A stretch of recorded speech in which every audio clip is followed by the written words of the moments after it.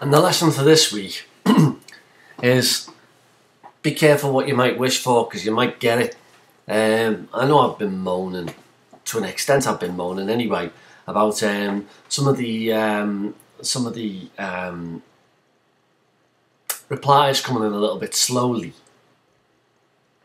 And this week there was a bloody torrent. You can't half tell it was a bank holiday weekend and you lot had a chance to get down to a little bit. It just came, every time I opened my blinking email, and then on the other end of the equation, obviously, I had a bank holiday weekend off too, and unlike you, who were probably working shifts, I wasn't, and let's just say I was the worst for wear, slightly. So let's start off. I think I might have more stuff here than I can get in one film, because I only get 10 minutes. And I can see the clocks ticking off on me. It's a minute if it's gone already, so I might do 2 films here, but I can put them all on the one sheet. It doesn't really make much difference. So let's kick off, shall we? Ruth, I think you should look at sensitivity and specificity again. In fact, I think those of you who attempted to answer that question, you really ought to take a little look at this one, because I got the weirdest and wackiest answers coming back, and some of them really missed the target. This is about symptoms. Let me tell you. Let me just read to you. I found this off just a sort of general medical dictionary website. Don't get me wrong, by the way. I find these a little bit confusing as well. That's why I asked you, just to sort of bone up on it. Specificity. The extent to which a test gives results which are free from false positives. That is to say, they've got something wrong with them that is this condition and nothing else. Specificity. You know, and you can all think of them, can't you? You can all think of the type of symptoms that people get, which can't really, I mean, you know, gross ST elevation. You know, there aren't many other things that can be, really. I think there are one or two, but there aren't. So it's got a high specificity. There aren't that many other things it could possibly be. Sensitivity is the probability that a test will identify patients with a condition. There you go. So, sensitivity and specificity. Not some of the wacky things you were saying. Oh yeah, it depends what the patient thinks about what he's got wrong with him, and whether or not it puts him off going out with his mates. Oh yeah, that's the best specificity. Nah. Sensitivity and specificity. Okay, and I note, Ruth, I note that you don't ask the patients to put a number in on their quality of life. The only reason why I asked that question, and I might have mentioned it before, I don't care, I'm going to mention it again. The only reason why I asked that question was at the National Refractory Angina Clinic, which exists in Liverpool. It's the first question that the consultant asks the patient when they come in and sit down. Put a number, 0 to 10, on what your quality of life is. And bingo, right there, he's got a baseline for saying what that person thinks about the quality of their own life, which kind of really important, really, isn't it? You know?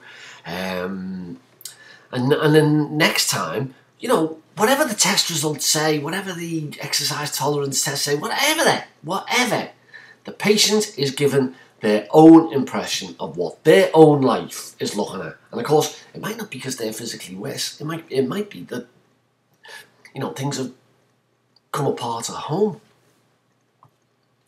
Loved the expression, Ruth. Just loved it. We should be subjective as a profession. Now that's right. The reason why I was so struck by that is that there's so much emphasis these days on objective evidence, objective research, measure, count, quantify, that it was extraordinarily refreshing not just to see a person defend subjectivity in a caring profession, but also promote it. Great idea, and well expressed too. Strengths and weaknesses of the New York Heart Association scale. Well, yeah, you put a number of decent strengths and decent weaknesses. I'd say one of the strongest weaknesses that I would suggest is this is a measurement of what the observer reckons is going on. You're not asking the patient. There's no point in that New York Heart Association where the patient gets asked, anything. This is some observer doing it. Now, of course, as soon as you start inserting an observer into any situation, the question is, how sensitive is the observer? And would the observer agree with another observer who might be asked the same question? And studies have been done that suggest that actually observers aren't 100% agreed all the time. And again, the New York Heart Association takes absolutely no account of what the patient thinks about the whole situation. And it is lungs you're talking about. It is breathlessness that you're talking about, by the way.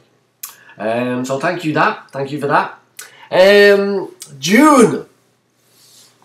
June. Lovely to hear from you again. I noticed to the question, have you ever seen a patient come in who was misdiagnosed with heart failure? That you mentioned a patient who had chronic kidney disease. Interesting, really interesting. You see, I would have thought that with chronic kidney disease, there would be less what you might call grossly dependent edema. I always thought with chronic kidney disease, the patient's face had become swollen, eyeballs would become swollen, rings would stop fitting. You wouldn't get that sort of rush of water down to the extremities, the sacrum and the ankle. That was always my impression reading about chronic kidney disease. Absolutely no doubt whatsoever that I'm completely wide of the mark. And June, I've got to tell you, you are the first person ever in any of my courses to say that she'd spotted a fresh case of rheumatic fever. I mean, off the plane from India. So we know that rheumatic fever hasn't gone away around the world. Just kind of among the golden billions of the West. But you're the first ever. You are the first ever. So congratulations on that. Specificity and sensitivity. I think you need to look at the books as well, June. Just a thought. Next one. I've got yes, Helen. Good answer to the question. Prevalence and incidence. Useful concepts. Real useful concepts to have. And whenever you read academic medical texts and stuff like that, they're always going on about this sort of stuff. Now, you made an interesting comment here, Helen, that I wouldn't mind having you expand on. And it's that you say that you would identify poor lifestyle or personality traits which could contribute to the patient's condition. Ooh, enticing, Helen, very enticing. What do you mean personality traits, I wonder? I'm not sure what you're driving at there. I mean, there was a theory long ago. Actually, you still see it written about occasionally. But, type A, type B personality traits is a risk factor for coronary artery disease. Personally, I'm very sceptical about all that stuff, I gotta tell you. But if you're a true believer, why not put something on the discussion board? There's a discussion board there that you can contribute to. Have a go. See what happens. What have you got to lose? Right, I'm now 9 minutes 23 seconds in, so I'm going to stop now, and then I'm going to restart again for another 10 minutes. So, see you soon.